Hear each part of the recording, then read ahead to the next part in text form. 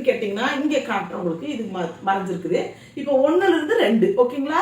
இது வந்து 1 இன்ச்சுமா, இது 1 இன்ச்சு. இந்த 2க்கு நடுவுல ஒரு பெரிய கோடு இருக்குது பாருங்க, அது வந்து 1/2 இன்ச். அப்போ இதுதான் நமக்கு தேவை. இந்த 1/2 இன்ச்சை கண்ணிலேயே பார்த்துட்டு நல்லா அப்சர்வ் பண்ணிக்கிங்க.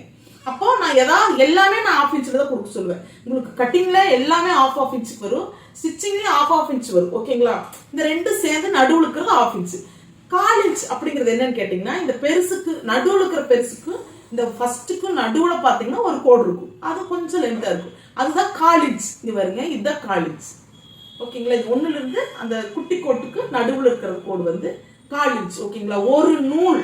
ஒரு நூல்ல தைக்கணும், ஒரு எட்ஜில் அடி போடுங்கன்னு சொல்றது வந்து இந்த 2க்கு நடுவில் ஒரு குட்டி கோடு இருக்கு பாருங்க, அதுதான் ஒரு நூலுங்கிறது.